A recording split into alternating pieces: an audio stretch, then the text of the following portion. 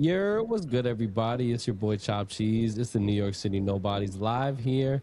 We're actually doing this episode remote, which I know is probably a little different for y'all, but it's all good. We got the whole gang up in here. We got my boy Felix in the Bronx, with he still got his Christmas tree up right behind him. We still ain't taking the Christmas tree down yet. We got Jesse, in the back alley somewhere in Tribeca. Him and De Niro somewhere chilling. And we got Cesar from an undisclosed location. Just know it's real. How you doing over there, kid? It's a lot of how you doing, how you moving. How you moving, huh? Live from Queens. So we're all outside. We're chilling. I know my boy Cesar was up in Newburgh yesterday. Listen, shout out Newburgh, who always comes to the game, but I was in Newburgh for a different reason. I think a lot of people were aware that Landon Donovan was having his tour for his book unveiling that he recently released. Well, LD? I was in store for much more than just a book and a Q&A with him. I had the privilege to ask him a few questions myself, Andy, shout out Andy, and my cousin Charlie, who was able to give us a ride from the George Washington Bridge up there. We were front row, and it was a good Q&A for like an hour. A little bit more than an hour and a half. And listen, we had a guest appearance, which was one of his former teammates, his good friends, and our sporting director, Todd Donovan. Let's go. Very nice. Okay, and of course, got both of them signed, got both of their signatures. But they also gave out this dope double IPA called Landon is Boss. Yeah, man, you've been talking. Unfortunately, I couldn't bring it to you guys. Of course, I was going to bring it to the studio if we were in person, but I'll give it to you guys some other time. But the highlight of the whole thing was talking to them personally. And I was able to actually talk to Todd as well. Right. Face to face for a good amount of time. And listen, I let him know the New York City Nobodies, take a listen, take a peep. Yeah. Let's go. And it resonated so much that when we parted ways, there you go, Felix. When we parted ways, he called me Mr. Nobody. There you go, man. So he's definitely going to take a look. Now It resonated. You done know. Yeah, no, it was dope because I told him, listen, the highlight of the whole thing was like, because one of the things that Landon Donovan talked about was like, it's essential, like in Europe and the culture and elsewhere for soccer is like everybody spends their money, their time around game day. That's their life. And he's like, America has that, but he can't wait for America to have that even more with MLS teams or in general, right? Yeah. And I told that to Todd. I'm like, listen, my close ones are Nobodies. My close friends dedicate money, time, effort. And we told him, we're backing you. And I'm like, we're the biggest in the region. And he said, we're going to be the biggest in MLS soon. And I'm like, listen, we're holding you to that standard. Yeah, believe me, we are, because we don't want it to just be talk. We're tired of all that, Exactly. And no, he even said we suffer for the stadium. We've been through a lot. He knows that Sacramento recently went through a lot, and now they got approved. But he said that good things are coming. And I told him, listen, I'm like, New Yorkers, we don't want just babble. We want results. Exactly. That's absolutely counts, man. And no, it was awesome. LD was amazing. Again, I don't want to just sugarcoat it, but I'm saying it for real. They're pretty down-to-earth people, and they said, and even Landon's like, listen, keep supporting, on the local level and the U.S. level, never change. And I'm like, and he's like, hopefully we see each other again. No, that's always good, man. That's there great. You go. Until next time. It's always great when you see until next time. Man, they take maybe the World Cup. Maybe the World Cup. Maybe the home opener that I go in LA. But God willing. It's great, man. That's beautiful, man. I really love how a legend like Landon Donovan, really took his time. Just you let them know who the Nobodies are, definitely, and I think that's a nickname that's gonna have to stick now, Mr. Nobody. You know what I mean? I know Cesar, Mr. Nobody Hernandez kind of got a ring to it. You know what I mean? Listen, I ain't just Mr. Nobodies because we are the Mr. Nobodies. Yeah, we are. So. But definitely, I mean, that's an awesome nickname either way, man. So definitely, it's great. And listen, as much, of course, we could babble on. Sometimes we take the piss and we fuck around, right? But I did tell him, like, listen, stay tuned because we gave you some raw, good advice from the heart. Yeah, man. Not just, Absolutely. yeah, and listen, I'm just happy that they're receptive, and him and Pascal seem to be cooking. So listen, Yeah, we'll definitely. keep to that standard. But listen, let's back the guys as well. Definitely. So, gentlemen, I really feel like this is such a great, weekend because we all together we got to get together and hang out and watch our boys play and you're so. I think that's something that's so correct that you said, Cesar. Like, yo, we take a lot of time. This is the center of our week. Our match days are what we live for, and I know in the off season, we can't wait till the season starts, and then the season's here. We finally we finally feel alive again, and I think it's important for him to really acknowledge and realize that we are developing such a great soccer culture here in not only New York City but nationwide. I mean, soccer culture is really exploding, and I think that in the next 5 to 10 years, it's just going to explode even more. Yeah, he's excited. No, his family, they love New York. I know it's a change from California. He played for the U.S. national team, Galaxy, all around MLS. But he said that this is a chapter of his life he's waiting for the most. So listen, Nice. as much as like we can criticize and critique, let's back them as well. And listen, great times are coming. No, definitely, man. You have to believe that, man, because I put it this way, man. When you're talking about New York, it only takes a certain type of personality to really excel here. And I really feel like, Todd Donovan is that type of personality. He's, I feel like he's going to make a really big splash this coming transfer window. And definitely, man, this is a team worth backing in the meantime. So definitely, man, it's good to see that.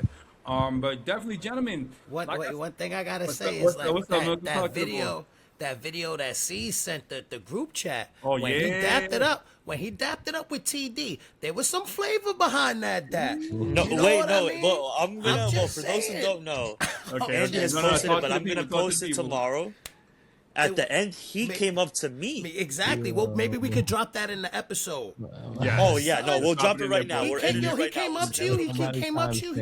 He been in New York for long enough to learn how to give a dap. That's all I'm saying. He didn't try to give you. Hold on. He didn't try to give him like how you give somebody a dap and they try to give you like that fist bump afterwards. Like we don't do those over here in New York City. There's no fist bumps after our dap. He saw CZ say, "Yo, come here." I got you. No. Wait, Milky. You think he gave him the trigger finger dap real quick? Oh yeah, he snapped it at you, boys. If he gave him the trigger finger dap, I'll give it up. Yeah, hell yeah. And listen. I mean, also you're gonna when you see that video or that picture, we're gonna edit in. Right. Fucking shout out Andy. He has a tattoo of NYCFC on his left arm. Yeah, shout out to and Andy USA behind in his right arm. And it was funny because he was Insane. next to Todd. And I was next to Landon Donovan, and it was right next to exactly like Insane photo. You think he did it on purpose? Insane photo. that. And also, before we move on, the last thing I'll say is shout out all the NYCFC fans that were at the event. Shout to y'all. And I ain't gonna lie, there was Red Bull fans. Right. But there was more NYCFC fans. Let's go. Shouts to y'all, man. Shouts to y'all. Shouts to everybody supporting the USA, definitely. And I think that, listen, the USA is going to need all the support they're going to get, man, because the way we looking, boy, it's going to be tough. It's going to be tough. And you bet you that he's talking to Todd. Well, Todd is definitely giving him insight about Matt Freese. Nah, definitely, man. And I think that Matt Freese is going to listen, man. I think. Go ahead, Jesse. Go ahead. Sorry to cut you off, but did we not just see that that clip of LD talking about if the U.S. men's team is going to take the next step, who has to be a star of the team, and that needs to be Matt Freese. Excellent, you said that. Yeah. No. Yeah, I love that clip though. It's a beautiful. Listen, clip. Tim Howard and LD are co-signing him, and I mean they've been co-signing him, but now they co-sign even more. They're like, listen, you're the guy. You gotta stand out. Y'all bugging, bro. Like LD is crazy, bro. Like no, dead ass. Hey yo, Landon Donovan, bro. Why I gotta? No, he fucks with LD. You know what's funny? Because when he retired, the last game. Who else got the LD nickname that we ain't allowed to call Landon Donovan LD? Nah, Not only that, but legend starts with L and it ends with D. That's what it was. That literally is his signature shit. LD, legend. Oh man. And listen, the bottom line, we all know he's the boss. Definitely. no pun intended. That's super Ayo. Oh my goodness, dog. Oh, why you gotta son make it is like crazy, But listen, that was awesome. But listen, we definitely had a game. Yes, and we're back in Queens. Did we? Queens home opener, y'all. Maybe not the game we wanted, but the ending we wanted. But we got a game. We had a game. Nah, man, let's get into it, boys. So I mean, really, you had a choice of pregame activities this weekend. Either you were at the Marina Park, Marina Lot West, or you were at Murphy's. Yeah. Or you met up at the Apple for La Previa. So I know that a couple of us were at Murphy's, right? Cesar, I know Cesar chopping Milky McLovin was out at Murphy's. So, gentlemen, talk about it, bro. What was the vibe over there? Yo, it was a great time. I mean, let me just say that I showed up to Murphy's. Murphy's is very close to my job, so I went over there on the city bike right after. Got there, man, it was full. It was actually a lot more NYCFC fans in there than I thought. There was probably like at least like 15, 20 people in there. It was lit, man. They had the food going. They had the open bar, and then Cesar got there, and then Jesse got there, and I know Yoti was there, and Elliot, and Miguel, and Chelsea. Yo, shout outs to Rory for hosting us. Yo, it was. Shout out Rory, he's a legend. Yo, man. legend, shout out Rory, shout out Murphy's, definitely, man. I heard it was pretty dope out there. And then we I mean, I understand that some people weren't the biggest fans. I mean, listen, let's be honest. Pre-games for Citi Field. Everybody kind of has their own location what to do. Whether you're used to be in a parking lot, or you're the other side by the marina, closer to like Etihad Park. Now you're a bit further out because that's how things are being assigned now. But it was actually an awesome idea to have the shuttle go from Murphy's to Citi Field, and I feel like, listen, of course, it's good business for Rory and company, but listen, if you're gonna give money, and the hosting that they did was incredible. Right. For the price that you paid, without the ticket or with the ticket, you get free food. Yeah. For unlimited drinks for an hour. Yeah. And a shuttle to the game. Yeah. Even now, listen, in the future, if people want to come, you're more than welcome to. Don't think about it. Oh, it's just templados. It's just this. It's just that. If you honestly want to have a great time and a great pregame, it's genuinely the time of your life. And happy to see you boys there. I mean, Felix, I wish you were there. Yeah, but a lot of people, a lot of our friends, even some that aren't as casual faces, they made their way, and nobody was disappointed. That's good to hear, man. You don't normally get events like that or somebody catering to fans like that where they say, you know what, we're going to get you appetizers before the game. We're going to get you a shuttle to the game. And we're going to get you an open bar for an hour before that. We're going to pregame with you here and then drop you off right in front of the stadium. It's like you can't. Right, and for that price, right in front of Etihad Park. It was $30? Bro, 35. 35 bucks. Are you kidding me, bro? How about this? That's 2 drinks in Citi Field. $50. Parking's $50. That's 2 drinks in Citi Field. That's all you're getting.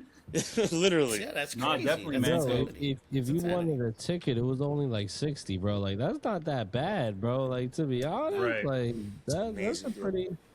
that's a pretty great deal. And bro, the open bar menu was nice, bro. It was not like we weren't drinking PBR, Surfsides, like bro. Stella, Surfsides, Blue Moons, like no natty lights, right? Yeah, nah, bro. No Bud Lights, no Natty Lights. Like, we were going hard. Oh no, they brought out the good stuff. Okay, that's what's up. Of course, you couldn't have what was in my mind, a Long Island Iced Tea. No silver bullets, bro. No silver bullets. Good, man. But I mean, that was awesome. But then the transition inside the bus, doesn't matter. It was a cheese bus. I know people are like, oh, it's a cheese bus, blah, blah, blah. What, bro? It does not matter. It gets you from A to B, and the vibes inside that bus, as they definitely, if you tuned into Chop Cheese FC, you saw that. It was so how it was. And within 10 minutes, we were in the stadium, and I understand the march kind of started there because, of course, the drums were with us. But what better place to start than in front of Etihad Park that we fell to our knees? Yeah, definitely. I think you saw that clip as well. We're going to insert that again. It's our knees right here, 14 minutes in. Yeah, man. Yep. And then, of course, and from there, everybody saw the drums coming in, and forget it. Like every march we've had. That part was crazy recently. Because the thing was that you started seeing A couple members of the third rail, they started making their way towards the area. You know, shots to them. They came, pulled out their banner. They had, you know, a couple people, you know, flying their flags and whatnot. So once you pulled up to the entire set, it just started getting crazy. You know, you see Elliot started going bananas. And I think we were out there for like what, a good 15 minutes before we just said, hey, let's get inside the stadium and whatnot. So, but I just remember there were, you know, a lot of people popping flares, popping smoke. You know, obviously everybody, you know, had met up, so everyone was happy to see each other. And definitely, I mean, you know, I think myself, I had gotten to the Apple like around, well, Evie and I had gotten there around, I would say 5:45. So we were out there hanging out with everybody who was assembled, you know, had a couple drinks, you know, shots to Johan because, you know, he made me take a shot of Buchanan's real quick. And, you know, shots to him because he's always like, loco, we got to do a shot. I'm like, oh, man. Haters, number one supporter. Nah, definitely. Yeah. So, Tapito's number one supporter, exactly. So, we were there. We were waiting for everybody to get there, right? And so once we started seeing everybody, you know, assemble and everything like that, that's when you knew it was on. And, you know, it made for some great, you know, photo ops and, you know, shots to the NYC photographers, you know, Tommy and everybody else. And really, like, it was a really, really great scene. You know, it made for some you know, the pictures on social media were pretty dope. And, you know, aside from all that, I mean, it was just a pretty dope vibe in general, just because of the fact that we were all there.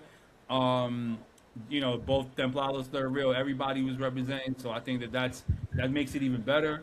And definitely, man, you know, it was a great way to really announce ourselves there. And I just felt like, you know, you look over to your left, right? We're doing our thing. You look over to your left and you see a grandstand. You see the building down the block, across from the parking lot. And let's talk about that, though.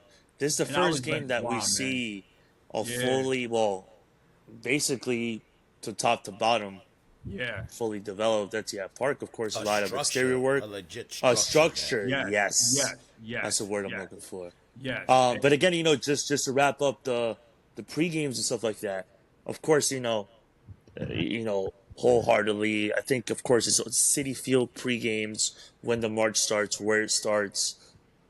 It's always an ongoing effort, but I feel like, listen, the drums are the heartbeat, and that is pretty obvious. Mm-hmm. And the fact that, you know, just that gathering that we had from like where the parking lot started into the Apple, oh my God, the energy is still there. Yeah, and it's amazing to see that from Yankee Stadium to Citi Field. One thing about Citi Field in Queens is that the energy's always different there. Mm-hmm. It's like it feels different. Yeah. Like I can't explain it because, you know, both marches are rowdy. Both I don't know if it's the fact that that's going to be our future home. Yeah, I think it does. I remember when we first started at playing at Citi Field. You know, even when we first started at playing at Citi Field, it always felt more homely. You know what I'm saying? You always seen more different people that you never see. I don't know. It kind of felt like this is gonna be our future and this is gonna be our home. And I think the more that we realized as the stadium was getting built and as that was coming to fruition, we always bring the noise and bring the energy. And like you guys were saying, looking over and seeing that building, and even like as just standing there like seeing the supporters jump. And then just the silhouette of the building in the background, like that just gave me goosebumps. Yes. Yeah, because technically the supporters is right in front of Etihad Park. Right. How Citi Field is, of course, you know, right behind it is Etihad Park. Yeah. And no, I mean that was the main essential thing. Like Pascal said in the pregame, like one of the pregame interviews, he's like, we want the same support, but we know it feels different because that's our future home. We got to start building that kind of environment. And listen, we're privileged to have two big stadiums, of course, baseball stadium, blah blah blah. But the fact that we can bring our own sauce to two biggest stadiums in New York City, or like stadiums, arenas, stadiums, whatever. Yeah, that's something that, listen, we're gonna 20, 30 years from now, we're gonna be like, we did that. We did that, man. We were there when it started. It was dope, man. The pregame was dope, you know. Obviously, it comes with its limitations, but that's just sometimes you just gotta roll with the punches, bro. That's just part of what we're going through right now, and you know, Speaking of rolling in, we rolled right into the stadium after that. Hey, how about that one? What a segue! What a segue! I see what you did there, kid. It was feeling good. It was freezing. You know, I was freezing because I relied on my ladies to bring me a hoodie. Oh, my man had the liquid coat on. I know what it was.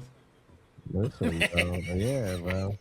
No cap. My warmth was through alcohol only the whole night. At the end of the day, nowhere to hide. The only time I felt a little bit of relief, right, is when I went to the bathroom. But like, you know, I got to record, so I was only in there for like 2 seconds. But bro, like, it was so brick. Oh my God! Yeah, no, it was come on, kid. Night in Queens, bro. And it was such a nice day, bro. Yeah, it really was. You know, by the time I hit Queens, man, I noticed the temperature started dropping. I'm like, oh man, this is gonna be one of those nights, huh? So you already saw it in the air. But gentlemen, at the end of the day, let's get into this lineup before we start discussing everything else that started going in. So definitely, hold on. you know me, I got this lineup ready to go, homie. So you let me know. I like your transition game. It reminds me of NYCFC, but we got. Oh, definitely. Our midfield transition was decent this weekend. So gentlemen, we played St. Louis. Oh, St. Louis Purina FC out here. Woo! I see what you did there, kid. So definitely, man, we have Mr. number 49, the U.S. goalkeeper, going into the World Cup healthy and strong. My man, number 49, Matt. Free. A little bit of a delay, but we got it. We got it out there. Then, you know, we got our back line going from right to left. We had your boy Tavon Gray, your boy from the Bronx. Our guys in the middle, we had we had the captain Tiago Martins, and then we had the man from down under, Kai Trowen. Kevin O'Toole in his usual spot in the right back position. Then we had in our double pivots, we had the other guy from down under, Aiden O'Neill, and we had the boy number 5, Keaton Parks. Shouts to his big head son, you know what I mean?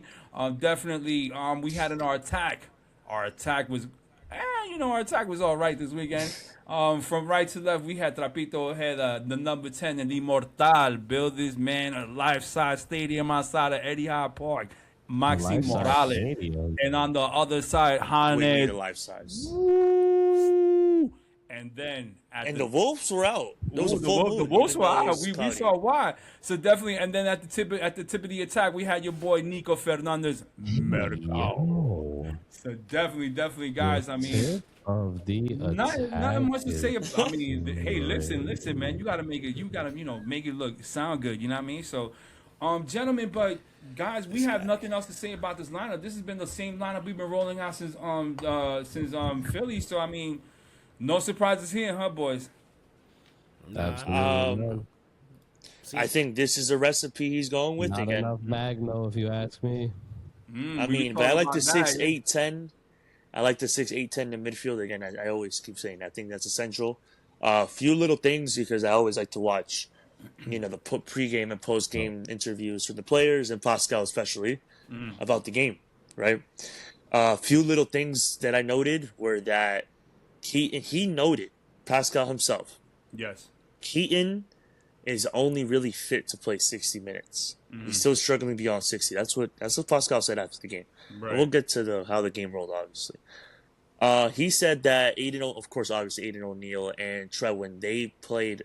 Aiden, I think, played both games, the friendlies in Australia, and then Trevor played the whole game for the last game of the two, right? Yeah. But the fact they had to travel, he said that Aiden was feeling like tightness. He's healthy, but towards the end of the game, I think that's where Johnny Shore came on. We're gonna get to that, obviously. And another thing I want to notice, I mean, I might be jumping a little bit too much, but Maxi Morales now has 6 assists. Yes. On the season. Yes. He's now making. He's actually on track to have the most assists he's ever had. And that's crazy at his age. Come on, man. This is something. It's first. I want to be on that diet. Nico's like, stop beating him to death. Nah, but the thing is that he's come on. There's no other way, bro. There's no other way. We got. I mean, come on. Right now, Max is eating right now. He's eating. So I say, as much as we want to see him be healthy, as much as we want to see him do well. I mean, this is who he is right now. If he has to play 90 minutes, he's going to be out there 90 minutes. And I don't see any other way we're going to play right now because he's our guy, unfortunately, because we're going to run into a time where we're not going to have him anymore. And who's going to play? Maxie wants to be out there, bro. Of course, and that's the thing when he wants to be out there. If he's not injured, if he don't show his fatigue, you can't drag that man off the pitch if you try. Yes. You know what I mean? And if you take him off early, he gives you that attitude. We've seen Maxie get upset when you take him off early, especially when he's cooking. So right now, with the way he's playing, you just got to let him cook until you see a little bit of decline in his play. And then you blame it on rest and say, he's fatigued and give him his opportunities to sit back and relax, Yeah, definitely, man. I think we have to go with what works right now, and here's the thing. You want to see the guys like Maximo Carrizo develop and mature, right? Apparently, he's our next number 10. So instead of taking that youthful route, I think experience is going to trump that each and every time, and we're going to see that guy out there, and we're going to see him play 90 minutes each and every time out. So, this is something I think he knows that he, like you said, Milky, he gets mad when he's not out there. So, you know what? I would rather have that. You know what I mean?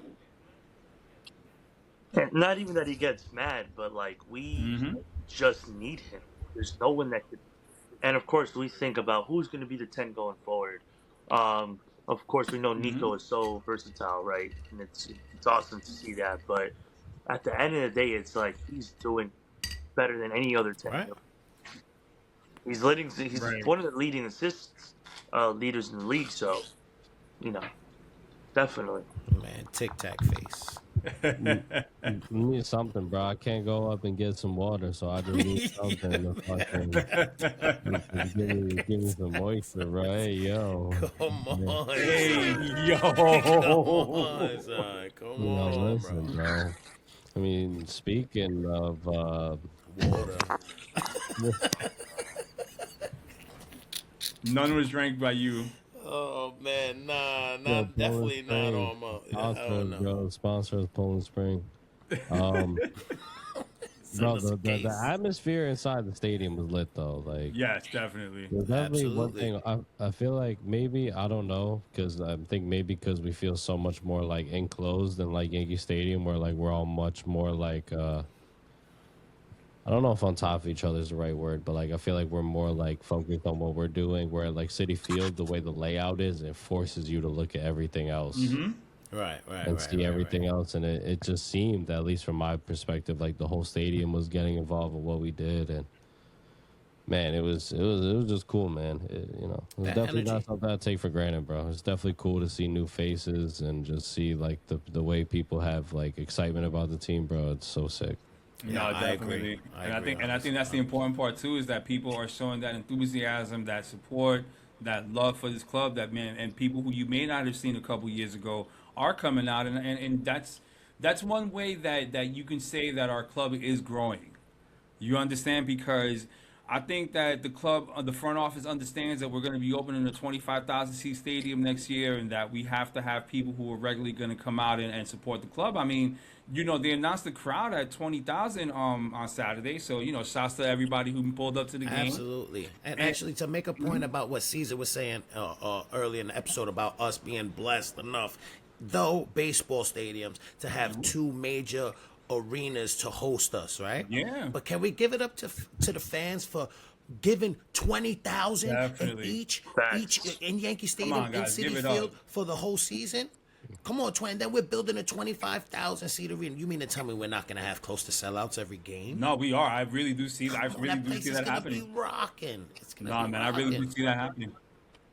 And I mean that's one thing that people kind of always say. Like, of course, a lot of outsiders or more casual viewers of MLS. You're like, 25K? That's a little bit. That's a small stadium, which I understand. You're watching other leagues 100%. But again, that's the whole objective of this league. It's to keep it at as max capacity as possible. And listen, we're filling up 21, 22, 23, 25K. We're gonna get those 25. And I think it's more. It becomes a bit more organic as well because of the fact that you don't have people there who are just taking up all these. You don't have a stadium that's like 75% luxury suites and then 25% seats. That sucks. So I think that this stadium, from what it's looking like, is going to be very, very supporter centric, and I think that that's going to be a way to just manage that, because you have a stadium that's going to be packed, and Cesar, once again, man, we average at least, even on our low attendance days, we'll get 17, 18,000. 18,000, exactly. Yeah, easy. That's our baseline. You could say that pretty much, right? So I really feel like the club is doing great things in attracting new fans. I mean, as much as we want to clown Sky the Pigeon, shouts to Sky the Pigeon. Oh, who's clowning Sky the Pigeon? No, a lot of people are, but I'm not. I mean, come on, that's a great way to bring the fans, bring the young ones, bring the young ones to bring them to the game. Hey, wait, guys, shout out Sky, who he's been like. He's outside. Yo, Sky is outside, bro. NBA, NHL, MLB, and we have with the Sky, video. bro. I love his hat, son. The fact that and the fake Tims, and he wears Tims everywhere he goes. Detachable, fitted that he could put backwards, sideways, and his Timbos. Come on, they knew what they were doing. With the star belly button. Oh, they knew what they were doing. Yo, we ride for Sky. We ride for Sky. They knew what they were doing. Shouts to Sky. Yeah. Hopefully, we're going to have Sky on the show one day, so definitely. But we got to get Sky a scarf. Yeah, get Sky. We're going to have to get a New York City Nobodies scarf designed, and we'll give it a good one to Sky. like extra large size, bro. Definitely. 9X templados. We're gonna have to do that one time, man. Not for nothing. Before we move on to the, you gotta make that shit out of a quilt. Before we move on to the rest of the game, what I was gonna say is that listen, and we talk about attendance and whatnot. The Yankees, and that's another thing too. Yeah, and the Yankees are home, and people got to understand that we got other things going on. And I think it's going to show that we can compete in that market. So something, when you have an attendance like that, it goes to show when the schedule flips over and we're competing with Major League Baseball in April, we're competing with the NBA playoffs in like May and June. It's gonna we're able to compete, and we are gonna be able to compete for those eyeballs. And I think that's gonna be a great thing going on. So anyway, before we get into the Etihad Park, I know we always talk about Etihad Park, right? It always comes into our discussion, right? Because we're so looking forward. But let's look back to this. Let's look back to this game on Saturday, boys. So I feel personally like there was a bit of a scare. We had a couple pot shots in like maybe the first 3 minutes of the match. St. Louis was letting everybody know, okay, we ain't come here to lose. So definitely, gentlemen, once they started off on that, I mean, how did you guys see it after, once the game started really getting underway? I could tell that we came out flat. Sorry, but we definitely came out flat. We were like shocked. No, go ahead. That tends to happen when we're on a stretch. If you haven't noticed, we'll be playing good, and then one game is just we come out so flat and on the back foot, and like they're attacking us, and we always find ourselves in a situation where it's like, oh my god, right. And just as long as the defense can maintain and stick together, which they did, we kind of ride ourselves through that little turbulence, and then we find our structure later on in the half. You know what I'm saying? I don't know if that's what I saw. Definitely. How about you, Cesar? So I already know coming in that basically St. Louis, they always have a back three, that back five within a second. The wing backs, and listen, it suits them obviously. I know they haven't been the best since the first season. So that's something that's always hard to play against. What did we say last year? Your Montreals, your DCs. They would have a back three, make a back five. Have to learn how to play against that. Not only that, we're coming off again for the second break. And I don't want to jump too much into to what happened at the end of the game, but that's something the players know. That was an issue. Of course, we're as sharp as we play off the bounce 3 games in a row in 3 weeks. So that's something that again is going to be a test. And listen, as a striker, of course, there's only so much Nico, Max. Our attackers, but you have to be that extra X factor, to overcome the 3-5 in the back. And so, one thing that I started noticing, man, after that, I mean, after St. Louis came out and took a couple shots, shout out to Matt Freese for making a couple early saves. We just started dominating the flow of play. So we started attacking. They were attacking towards the supporter end. NYC was, and we started seeing a couple different combinations working out. We can definitely get into like Tavon. Tavon, had a good shot. He has a shot that was that was blocked, and then he had a couple good opportunities. I just I dropped the mic, but through no attention to my own, but definitely, and not a mic drop yet, right? So definitely, but I feel like we were working our way. I feel at that point we just started waking up a bit more. Once we started possessing the ball a bit more, we started working the ball through our midfield, and we started really just like playing our game and whatnot. So, definitely, gentlemen, once you started, we started getting into the swing of things, right? How is everything looking to y'all? Once we started attacking, we started taking a few shots. I mean, honestly, we didn't eat our food, gentlemen. I mean, what did y'all see out there? Exactly that. Just missed opportunity after missed opportunity. Mm-hmm. Saw a team that needs a striker, what do you think? No, we're man. missing Alonso Martinez more than ever, bro. Mm-hmm. I think that's Nico, Hernandez and all these guys to carry the load every game, man. When the rubber needs to meet the road and we need to get goals, we just need somebody who can do that. And unfortunately, it just doesn't seem like we have that right now. Nah, definitely, man. We are definitely missing that presence, boys. So Cesar, man, talk to us, man. What did you see when we started building up in that point? I mean, Mr. Statman, box function. But when did they score the goal? What minute was it? Robin? Oh, they scored. Well, they scored. Who? Us, NYC? Because the thing is that we had a goal that was disallowed in the 9th minute. Oh, sorry. Yeah, we had a goal that was disallowed in the 9th minute, so it was offside. Right? That was a clear offside, though. That was a clear offside, and again, Nico Hernandez would have had 6 goals this season. To think about that, that would have been 6 goals for Nico. 6. Well, that was an assist. I don't think that was an assist from Maxi, but. Actually now has 6 assists, so 5 or 6. But I mean, listen, yeah, it was kind of clear that it was very tactical game more than anything. And we got to play the ball to feet.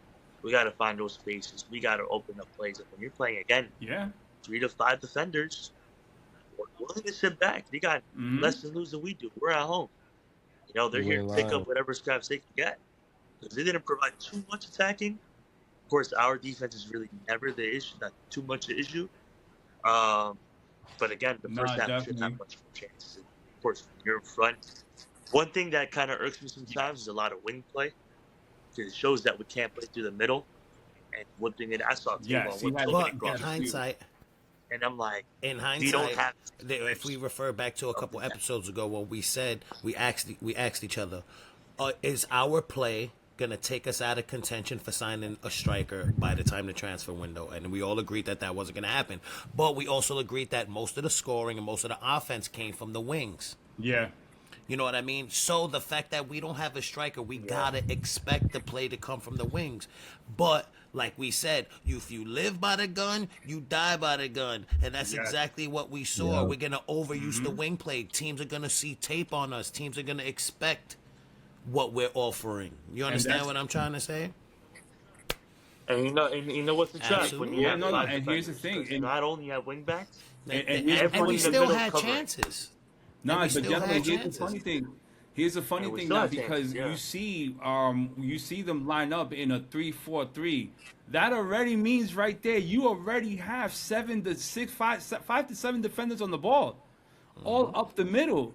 This has become the textbook way to beat NYCFC. This is the best way to beat Pascal Janssen, is flooding the midfield with all these numbers, and then we are forced to overload the right. And we're forced to overload, and then we have to play down that part of the pitch. But at the end of the day, like Jesse, like you were saying, bro, we were still getting our chances off, and this is the whole thing. Like, gotta finish, man. We have to finish. This game we shouldn't have only had one goal. We should have had much more than that. Nah, we should have had it. I think honestly, if you look at this game without your NYCFC fan hat on, we should have had at least 4 going into halftime. Yeah, no lie. Opportunity after opportunity. So Felix, going back to what minute did we score? We scored the goal that did count was scored in the 51st minute. No, our Oh goal. yeah, that was our the 51st minute. Okay, so the first half was relatively what we were saying. We had that goal. Trying to get as many opportunities, and there were again 2 or 3 that we got on goal that could have been much better. But going to the half, obviously, that's when you really, I think, maybe probably locked into the boys and said, we got to start being a bit more sharp because they were away for a while, and some guys who had to travel a lot. We had some internationals. Of course, that second half, and it was good because I think right off the get-go in the second half. Yeah, definitely. We looked much more sharp. And that's when you had that little – and that's when that's when we played our game. You saw when I remember seeing the Maxi play into Hannes Wolf, and I said it to Milky in person. No, he really did, man. He really did. Absolutely. We were saying the last episode. We were riding high at that point, bro. I was like, we got to put 5 on them. It really looked like that. That's when you have to have the momentum to build. But this is the thing. This is the great part about it, right? So when we talk about the space of time between halftime and the 51st minute in which Hannes scored, we just had. I don't know if you gentlemen saw NYC social media post the other day. I believe we had like a 17-pass build-up into this goal. It was beautiful. I mean, this is one of those classic total NYC team goals. Like I remember the last time one time we scored one like this was against the Houston Dynamo, and I think like 2019, where it was like a 16 play. We had one against Miami in the playoffs, 2022. Yeah. And this is something that I was gonna tell you guys. See, you guys know your trivia, but Citi Field is usually when we do more than that, but we do it everywhere. But yes, that 2022 playoff game against Miami, we had that one with Gabi or Maxi that made that goal. And we had one again, like you said, Felix. It wasn't against the Dynamo, I think, or maybe that there was also another one. Yes. But we had one against Philly when Matt Freese was involved. Yes, June 2019. The guys got it was a top score. Oh my God, man! As much as we burn, but that to me, we're riding high, and at that point, I'm like, all right, bro, like we're really about to smoke St. Louis. Like these dudes aren't on our level. They out here wearing these fucking mustard kits, looking like it's like a wannabe gold, looking like bro. a sad hot dog at Rudy's. You know what I mean? That shit was really fucking Shouts tight, to Rudy's. But NYCFC, like, I don't know, man. It's just at some point you just got to put that away. Like, I don't know, man. Like, we could sit here, we could talk until the cows come home, bro. But there's no reason we only should have had 1 goal. We should have had 2. And I'll let you guys get into what happened after we scored. But man, like it's just so hard to like. That's just a second goal would have prevented all this from happening. No, man, absolutely. I think that you're absolutely right about that, because then the thing is that you're putting away the teams you're supposed to put away at that point. What is it? St. Louis was 13th in the conference. Yeah. 13th place coming into these are teams you got to put away. So I think that for as many chances as you started seeing, we played a couple of good counterattacks.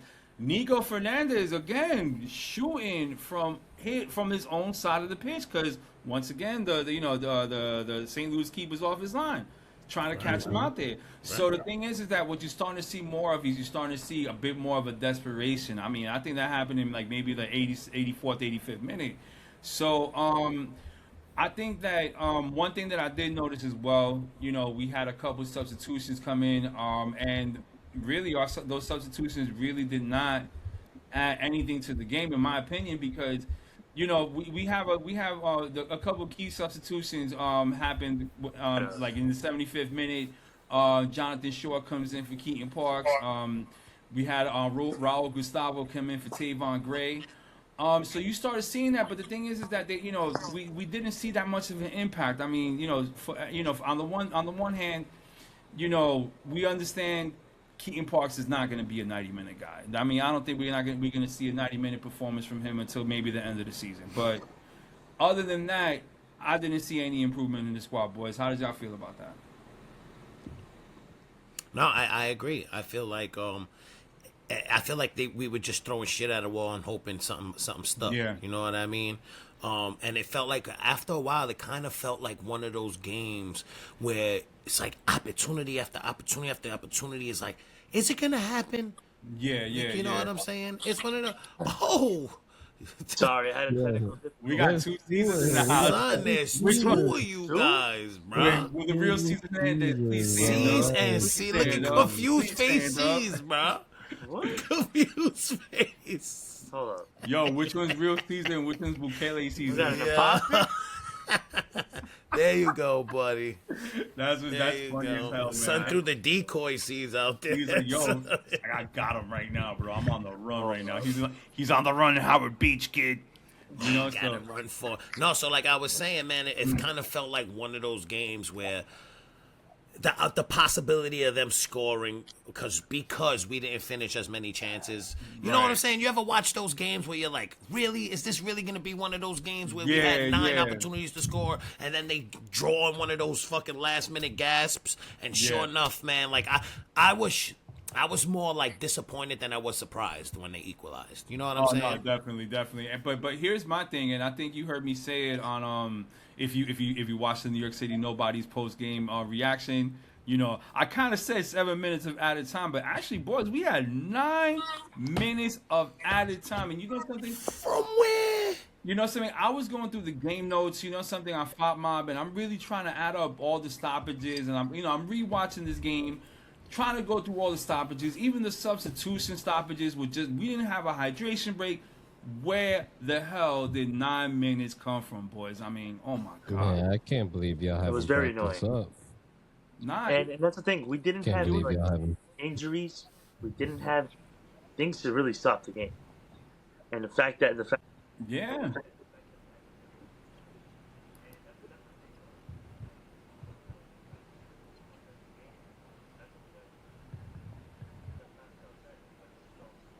Yeah. Yeah, and I don't think I'm glad amount of time is no excuse. Because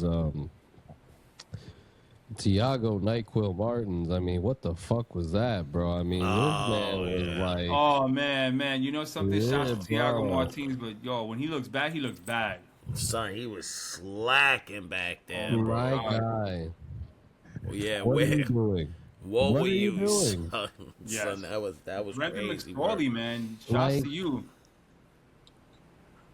That was nasty work. That kills me, bro. Like, You know, my whole thing is that will come, these things was need to nasty be work. fixed, bro. They always have a lapse, and not for nothing, we should have scored another one. But that being said, they knew that the game was there and won. that's it. Finish the job. That's when you should play harder. No, That's definitely, when you should be playing 100 units. Not when you take your foot off the gas. That's when let's close this motherfucker out. And shouts to Brendan McSorley, you know, coming over to the supporter section and trying to celebrate with, you know, in front of us over there. I mean, come on, bro. I mean, It was big goofy, bro. Get Come on, out of here that's with that goofy whack. fuck, Yeah, man. yeah. Come on, he got a couple. Son, you are 13th in the West, bro. You better get it together before you start You trying to come live over here in and talk St. crazy, Louis, bro. Missouri, my friend.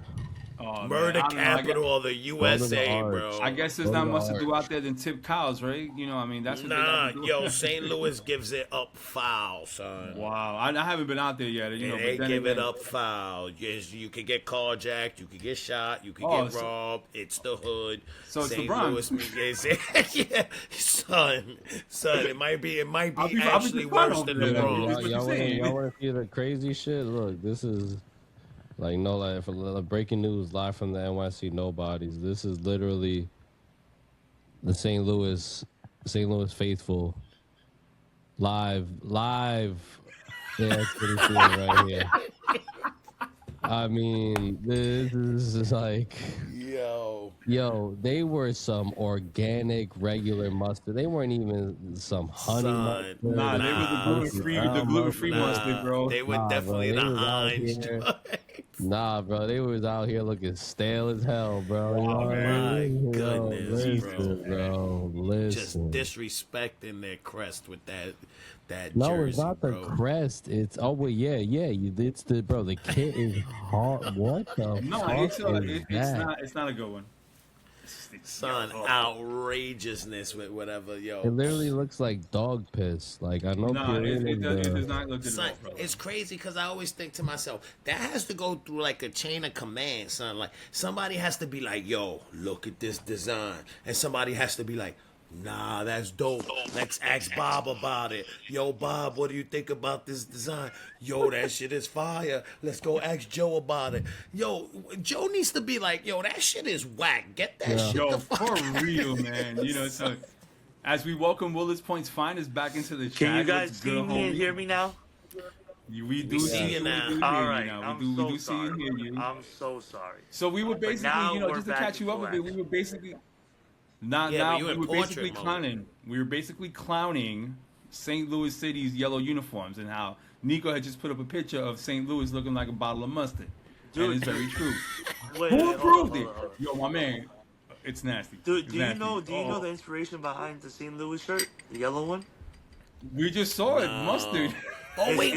It's supposed to be Tina Turner. Okay. Yo, that's the Tina Turner. That's the gold. It's supposed to be gold, right? Yes, but it's the Tina Turner gold kit. Yo, I almost said something wild. Thank you. Yo, relax. Yo, don't make it too hard. Relax. Not the Tina Turner, bro. Settle down, bro. What's it called? So just before we move on to what you guys are saying, but I'm not a portrait mode, right? I'm a good now, right? Nah, you like this. Oh, you twist it up. You. There you go.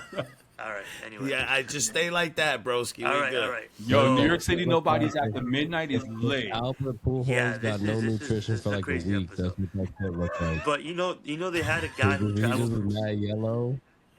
What happened? If Albert Pujols was yellow, that's what that kid looked like. Wow. Son. Nah, but they had a guy who traveled from St. Louis. A shout out to him, right? His name was Mr. Ravioli. We're gonna insert a picture, right? And I ain't shouting out nobody called Mr. Ravioli. Listen, shout out to him for traveling. Mr. Ravioli. But listen, there's only one food, dude. I shout out, and that's my son, chopped cheese, bro. Right. Yo, how about this? Chopped ravioli. Chopped cheese. Son saw chopped cheese and said, "Mr. Chef Boyardee in City Field, bro." Yo, he said, "Let me get a chopped cheese with ravioli the Aki way." Listen, this is the Nobodies They'll after probably dark. eat his ravioli al dente, bro. That's crazy. So, what were you guys doing? Are we recapping the game, man? What are we doing? Yeah. Well, I think I thought we were hearing about my man Ravioli Tony. Tiago NyQuil Martins, bro. But listen, no. Let's be honest. Listen, listen. For people who sometimes can lag ball, Nico, listen to me right now. Wait, listen to me right now. For people who lack ball knowledge, that is a defensive issue. One person issue? Fuck that. We should have had fucking 3 or something goals, right? That should not be the issue. That's the whole back line. Yeah. It's easy to be like, that person did it wrong. It's easy to pinpoint that person. Listen, that's a backline issue. And low key, Matt Freese could have done a little better. I think but then again, at that point, what can you do? I mean, no, yeah, exactly. We should have more goals. He got caught out there. We were all but at the end of the day, that's the thing, and that's the problem is the fact that we need to start scoring more because we're not putting on. Listen, NYCFC, we're not leaking goals this season. That's something that I'm really happy about. That we're not giving up. We're not giving them out. Yes. We're not giving them up, rather. You're right. Leaking is crazy. Do not say that. What? No, bro. It's a normal saying. We think everything's AO. Everything's gonna be AO. Everything is not AO. No, but at least, we can't be proud of that. We're not giving up. We haven't been giving up 4 or 5. Not even. We haven't been giving up. You know what I mean? We've been we are doing well defensively. So, we just had more goals. Simple as that. Yeah. Our backline is well right now, but Tiago NyQuil. Bro, you look like you on NyQuil, bro. Tiago Martin. You look like you took a choke fell that night, asleep, bro. knock you I out. wish you could do what Thiago does, Knock bro. you out after 90 minutes.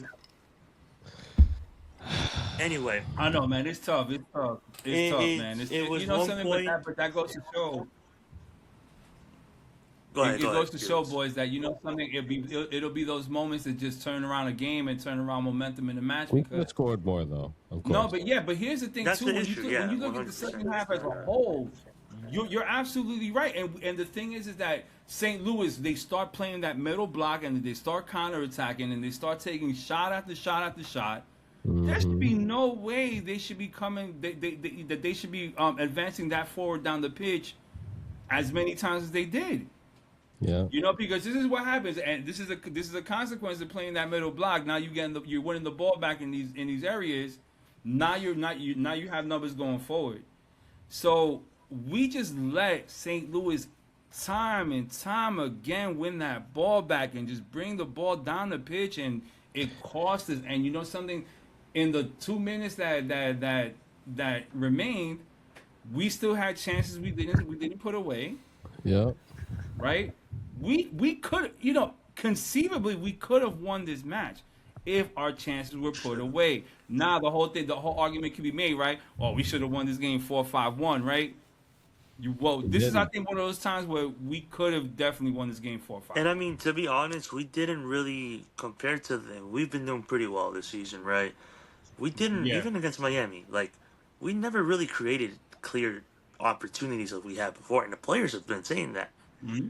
You know, and that again, it's a mixture of things. I think now we're kind of saying the same thing. You know, it's the lack of sharpness, the way they lined up, and the way we were on the night. But again, I think that's pretty much what we've kind of already said. I think a major key to our success has been taking advantage of the opportunities that we do create. Because we don't have that striker in the middle. And what we didn't do this game was take advantage of the opportunities that we had. I mean, the form that Nico Hernandez, Macau is in, and the fact that he couldn't put that ball in the back of that net right before they came and equalized. Like, that game should have been done and dusted. We should have got our second goal, and whatever happens after that happens. That he's one-on-one with the goalkeeper on the right side. And he just could not put that ball. And we also got to give Roman Berkey some credit.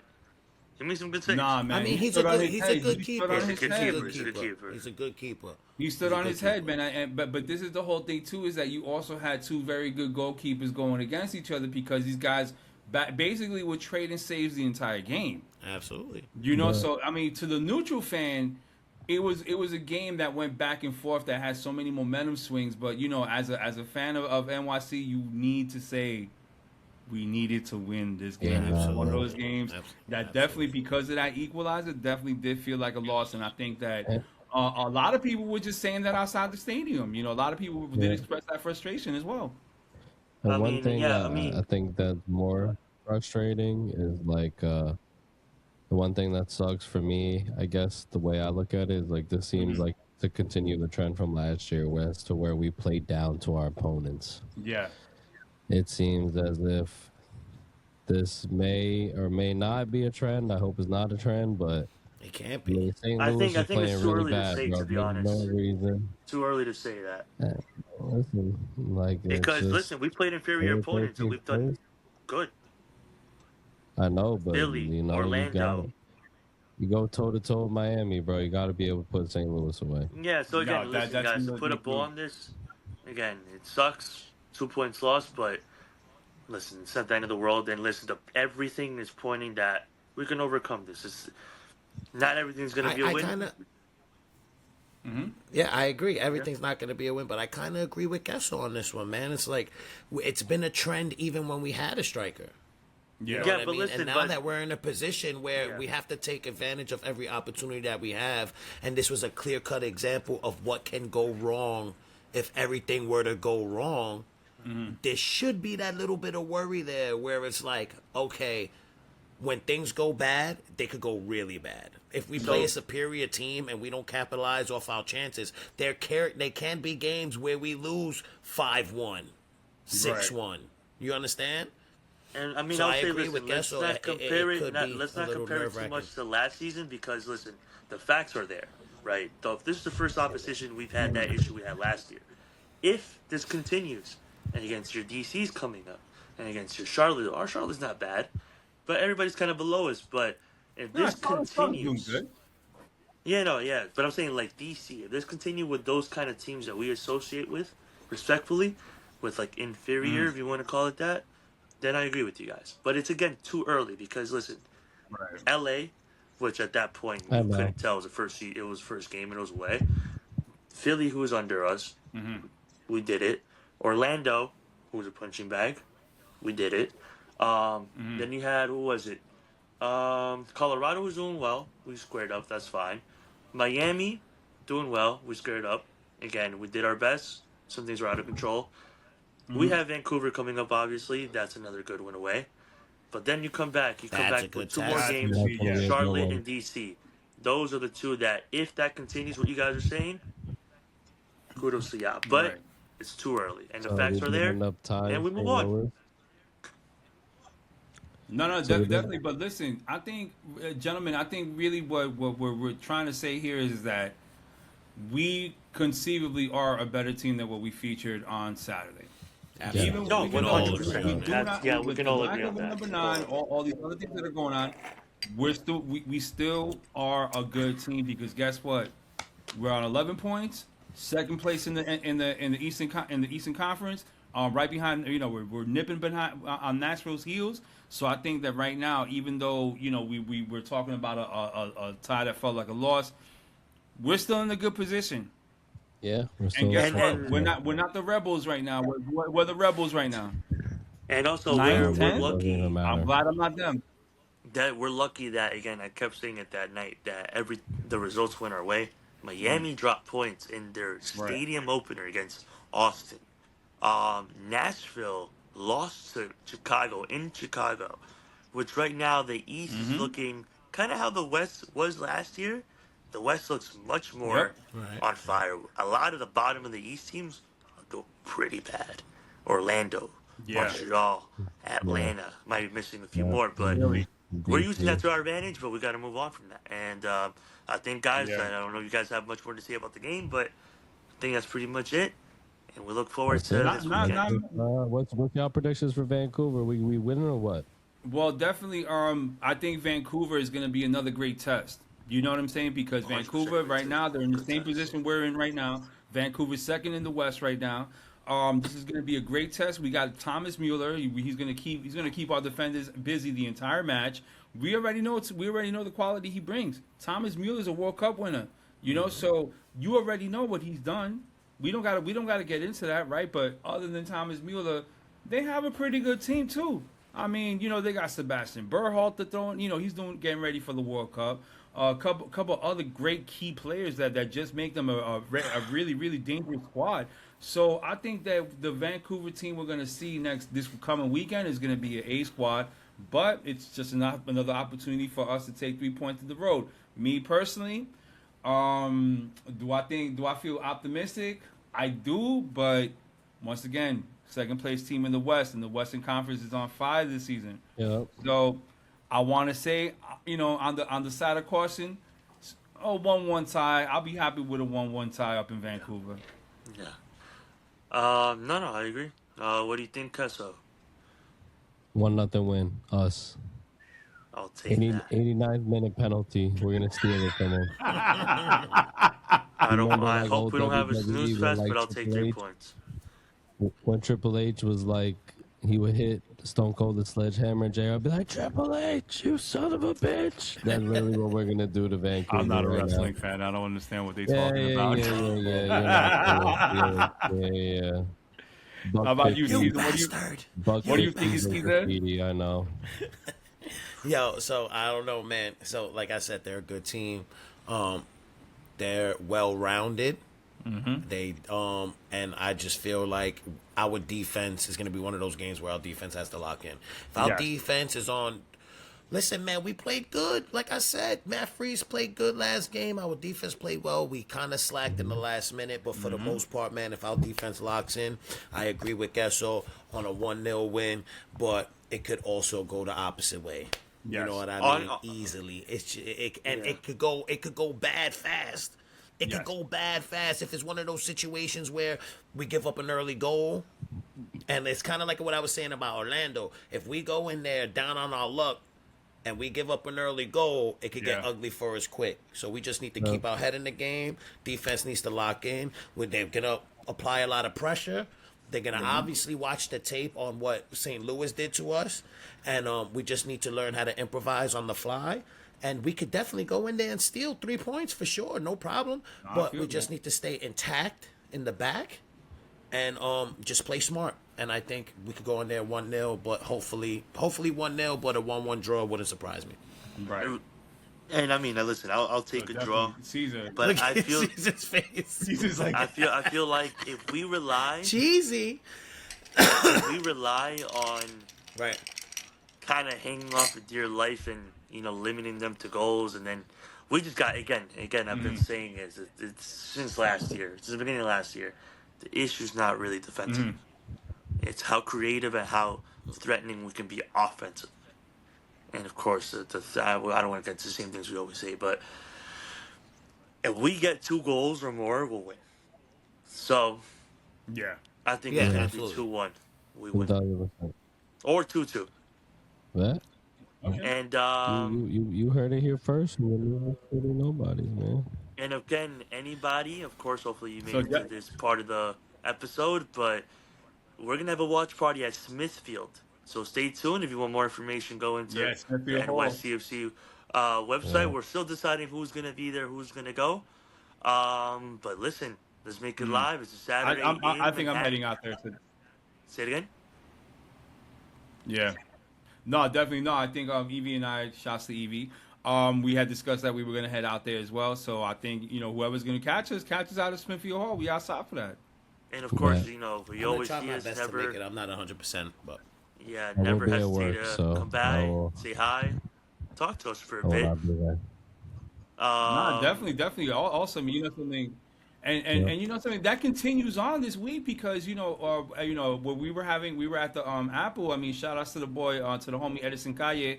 Shout outs to the Ñaño real quick. So and he just came up to me. We just started talking about the pre-match and like. He was just saying, hey, man, I just love the fact that you guys come in. You guys are so educated on your takes and, we really, study up on what we're talking about. I'm like, yeah, man, we got to do that because if not, we don't want to sound like a bunch of idiots out here. You know what I mean? So, shout to the boy, to the homie Edison Calle. Oh, yeah, and shout to everybody else. Yeah, everybody who comes every single week. Yeah, definitely. We're missing something, boys. What's up? What are we missing? Missing something, boys. Today's the 9th. Right? Yes. We got Vancouver on Saturday. Yes. But on Tuesday. Oh, boy. The NYCFC supporter derby. Right. Come on, son. You got Little Mo Mozzarella talking about the under.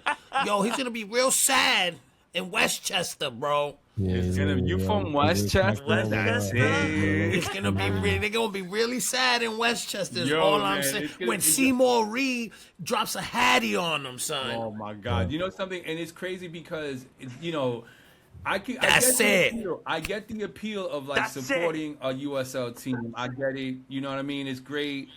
I personally don't support a USL team for this very reason, because of the fact that it's always going to get a chance. But I'm not going to knock anybody. I mean, I know there's a lot of great people, a lot of great friends of mine. Shout outs to AG, shouts to Dan Alpert, shouts to a whole bunch of other people from Third Rail 914 that support, that are out there supporting Westchester SC as well. And I think that's all great, but at the end of the day, what color are you gonna be wearing? It's time to choose. It's time to choose. What side do you stand on, bud? I'm not gonna be mad at you if you choose to support Westchester SC. Those 90 minutes. Don't talk to me. I'm gonna be out there rocking my blue and white. You know what I mean? So yeah, I ain't gonna be mad at you, but I'm also not gonna look at you the same. Like you ain't gonna come to me on some NYCFC game day and be like, "Oh, come on, New York," and then you're gonna be in Westchester acting all crazy when we play y'all. Nah, we don't do those. We don't do those. I predict we're gonna see a lot of half and half jerseys out there. Oh my, Atlanta.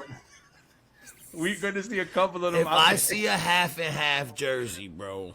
What are you gonna if do, I see Milky? like you know which one I'm talking about, I'm What are you gonna do? Like Nelson Muntz.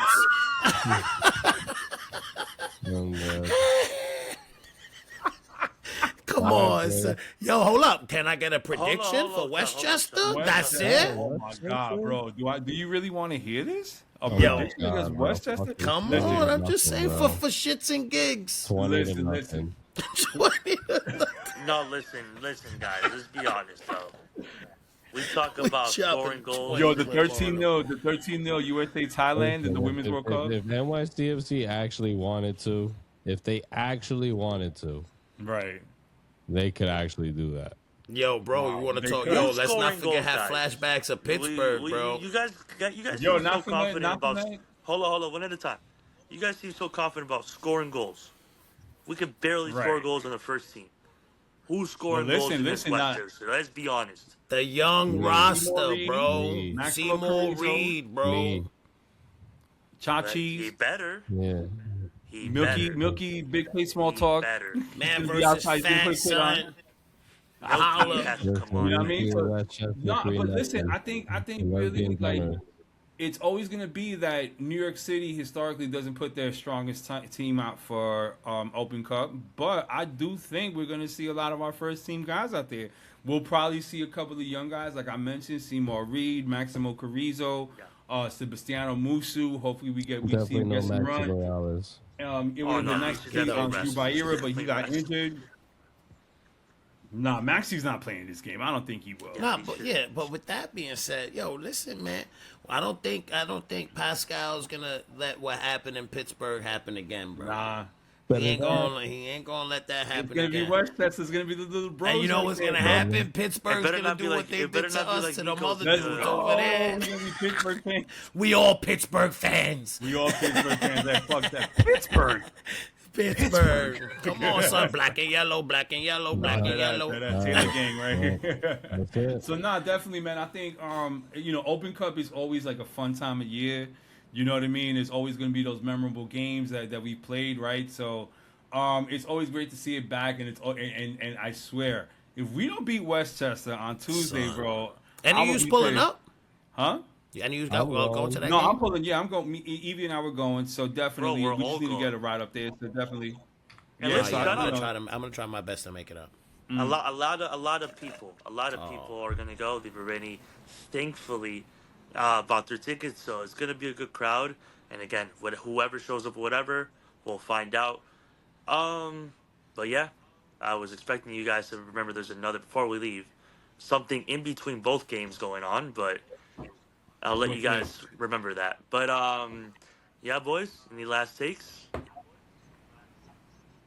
Oh, no. I think something's coming up. I know that something's coming up in a few weeks. I mean, listen, I have to say no, he's saying between both games. I have to say it is crazy, but listen, if you don't guys remember, it's all good. But any last takes? No, you just might as well say it. Nah, what are you talking about, what happens, bro. This is what happens. April 13th. I think I know what it is. Terrible friends, man. That's Monday. Terrible friends. And I remember... Oh, son, I know what it is. You gotta say it. I know what it is. You know, Bukele's birthday. It's the gods, baby. But yeah, no. Bukele's birthday's on Monday, definitely. So we gotta definitely get together. But yo, guys, before we wrap this episode up, yo, Nico looks like he's about to die, bro. Well, you can check my balls. We're yapping at this point, bro. What are we talking about, bro? My Nico, nigga? Son, we haven't done an episode in mad long, bro. We miss each other. Yo, check this out, guys. Now, on some real guys.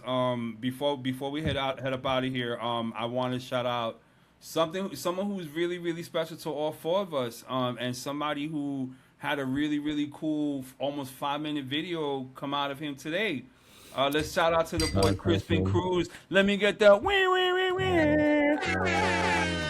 Salute, brother. Salute to my boy. Salute to the boy Crispin Cruz, man. We love you. You're such an important part of NYCFC 420. You're such an important part of Section 420.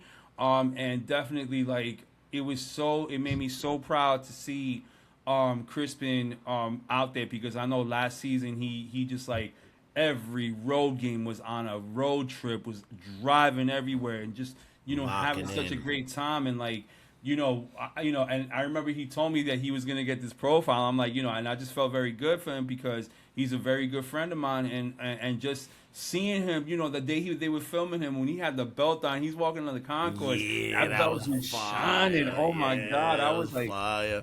And I'm not gonna lie, when I saw that profile, and just because of the person that it was about, I'm not gonna lie, I got choked up for a couple. I was like, you see, that's what being proud of your boys ain't nothing wrong definitely with that, man. No, definitely. So definitely shouts to Crispy, definitely, man, from right here, love you, my brother. Definitely, it was so great to see that, and I'm very proud of you, my brother. Definitely Salute, broski, salute.